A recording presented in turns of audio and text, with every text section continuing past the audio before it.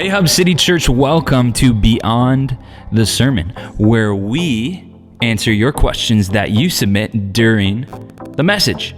So why are we doing this? We are doing this because we want you to engage in the message. We want you to be thinking of questions and seeking answers and going deeper into the sermon, right? That it goes beyond just Sunday, right? Beyond the sermon. And we also know that Jesus brings clarity to all of these questions that we're asking. And that's where we're getting our answers from, right? We want to run to Jesus and get answers, right? So that's what we're doing. Yeah. And that's why we're doing it. And I'm excited. This is our first week here. We got a couple questions. We got our mugs. Yes. I didn't buy that for Sean. No. Who See bought the that, other side Sean? there? Who bought that? Yeah. My great, wonderful associate pastor here did not buy this for me. I bought it for myself on Amazon. So, Well, you ready to answer some yeah, questions? let's jump in. Yeah, so we Let's got a go for couple it. questions. The first one is, what if you felt pressure from people to put something in the blank in the equation, Jesus plus blank equals everything? Like, what if you felt some pressure? Yeah, I think that pressure is fairly normal. It is something that we all, in our journey of following Jesus, are going to encounter some sort of external pressure from other people. And that could be from a denomination that we're affiliated with, from a pastor of a church, or even just leaders within the church, or just Christians in general. That kind of external pressure gets put on us. And as a kid growing up in the church, you kind of grew up feeling a pressure to add to that equation, that it wasn't simply just Jesus. There was something else onto there. In that equation, whether it be good works or doing the right thing, spiritual disciplines, spiritual expression, some of the stuff we talked about on Sunday. And we feel pressure from other people. Yeah. We feel pressure by a pastor to live up to their expectations. We feel pressure from other spiritual leaders or parents or just people. Yeah. And I think that pressure can be intentional and unintentional. I don't know that everybody means to do it. And I think we see that in Paul's letter, that Peter gets called out by Paul. And he's calling him out for this kind of unintentional hypocrisy that he's living in. Hey, when you're with Gentiles, you're this way. When you're with Jewish believers, you're this way. And I don't think Peter's heart is to be a hypocrite. I think it's just he finds himself in different settings, and so he's living and he's dealing with his own insecurity, and it's unintentionally happening. Whereas Paul is also speaking to the Galatian church and correcting them about these Jewish believers that are imposing. They're intentionally saying, you've got to do this, you've got to do that, you've got to be circumcised, you've got to adhere to these dietary restrictions, all of that. That's intentional. And I think we could see that same kind of intentional pressure within modern day church. People being pressured to get baptized, because if you're not baptized, well, you're not going to get saved. People being pressured to be a church member. I've had discussions with people. They don't want to be a member of our church officially and sign on the line because in other church contexts, well, if you're not a member, you're not going to heaven. And I just think, no, that's not why we do membership. The membership is just about saying, I'm all in. This is my church. I'm committed, and it's not about securing your eternity in this way. And yet that's how these things get misconstrued. And, other spiritual disciplines. I mean, you name it, right? The acts of holiness and living out and being obedient and all of that. Yeah. And that's kind of leads me to my next question, right? We were talking about all this pressure and this control, whether it's intentional or unintentional, right? Like, what effect does that have on people who go to church, maybe not going to church? Like, how does that affect whether it's a good catalyst or a bad catalyst? How do people react to that pressure and control? Yeah, I mean, I think the obvious one is that people will just give up on the church. Right? They'll vote if with church their is feet. all about rules, yeah, they'll vote with their feet. Exactly. They'll just, I'm out. I'm done with this. There's no way I can measure up, so I'm out of here. I think the other unintended consequence is we could begin to value our Christian leaders on par with Jesus. Yeah. And let's take our relationship for example. If you care more about pleasing me, well, you'll put me up there with Jesus, and I want to make Sean happy as much as I want to make Jesus happy.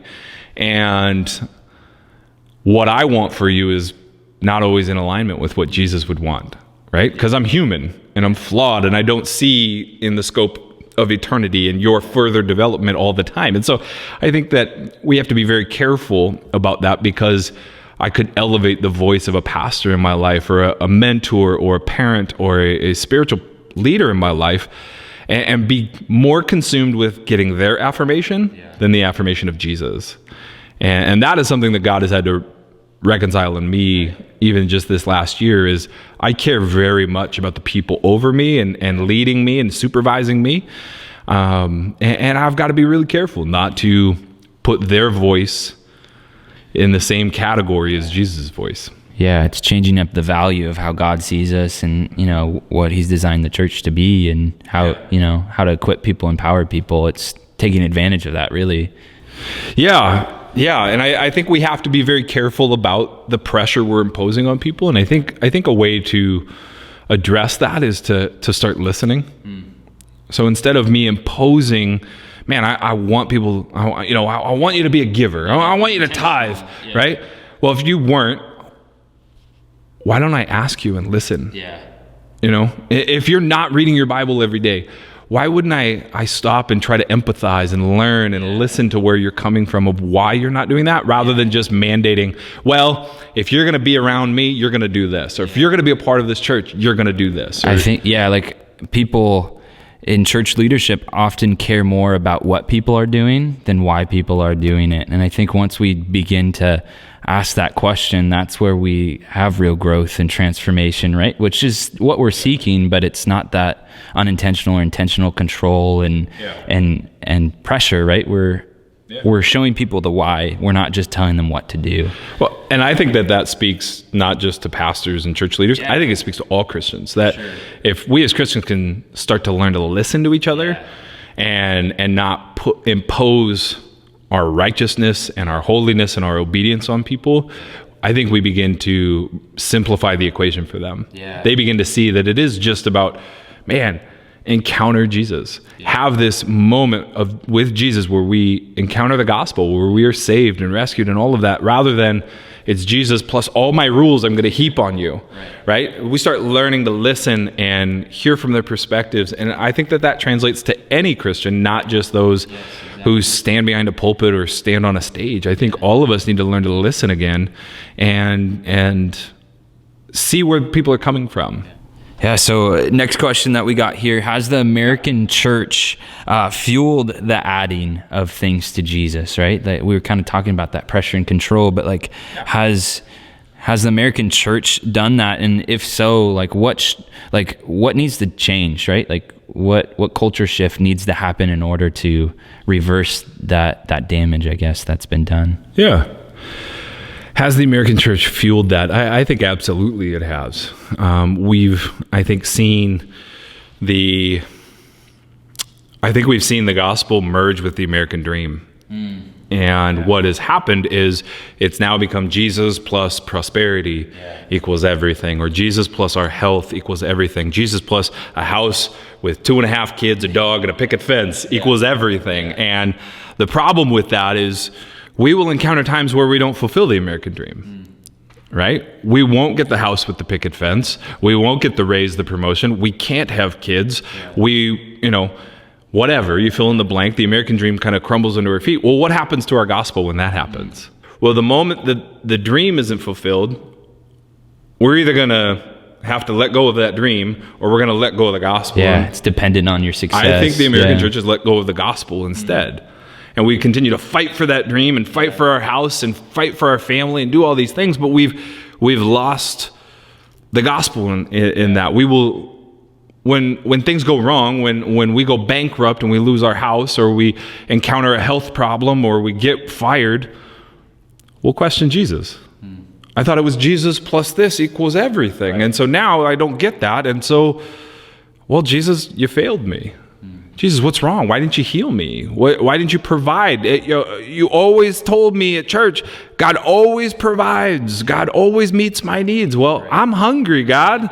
Why aren't you answering that prayer? And I think that's the flaw in us coupling the American church, or the American dream and the gospel together. So what what needs to change, right? Like what's some things that need to shift in order for that cycle to be reversed or, go away? Yeah. I think that's the whole point of Paul's letter. Mm-hmm. And we're studying Galatians for these 6 weeks. I think the point is to learn to be honest and develop an awareness of this complexity to that equation that's taken place.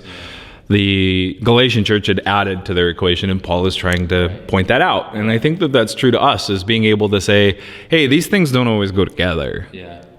Like, become aware of it. I think what we're doing and just talking about it and recognizing that and beginning to see the blind spots in the faith that we have developed and seeing, man, I have really tied these things together. I think raising an awareness, talking about it is really important. And then talking about how do we separate those two? Yeah. How do we change is learning to separate the fact that, the gospel and my financial success are not congruent and tied together. Codependent. Yeah, it's not that way. It's learning to separate the two, and that, gosh, if I go through financial hardship, it's not God's fault. And it's not even necessarily my fault in some situations. It's just the fact that, well, this is a part of living in a broken world, and I've got to, because I've separated those two, I'm able to distinguish that and still cling to Jesus in that message, and not bail on him because I'm going through a difficult time.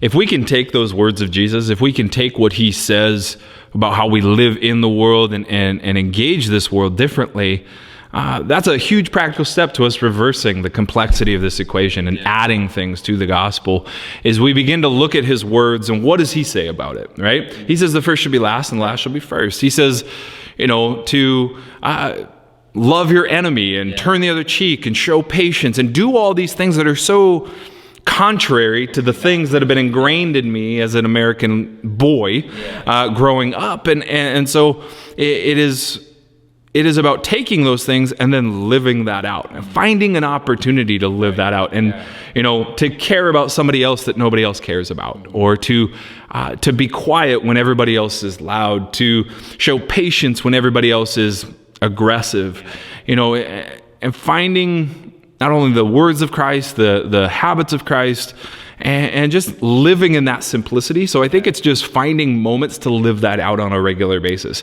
Are we going to totally reverse the whole system overnight? No, I'm not saying that that's going to take place. But I think what we can do is begin to talk about simplifying the gospel and separating, the American dream from the gospel. Is it wrong to have a house? Is it wrong to have a family? No, it's not. But it's not tied to my salvation. It's not tied to my faith in that way. And talking about how do we separate those things, and then finding ways to live in that kind of backwards economy. Yeah, I think that's good. It starts with us and following in the footsteps of how Jesus lived. Yeah, exactly. Yeah.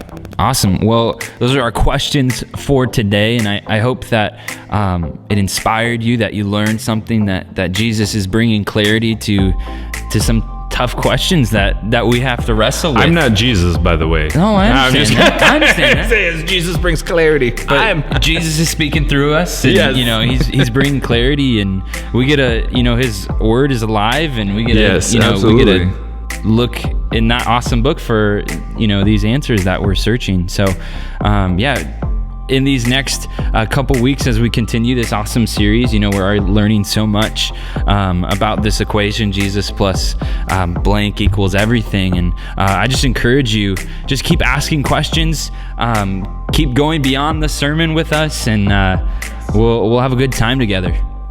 Yeah, sounds great. Looking forward to it. Yeah. And just we'll see you next week. See you next week. All right.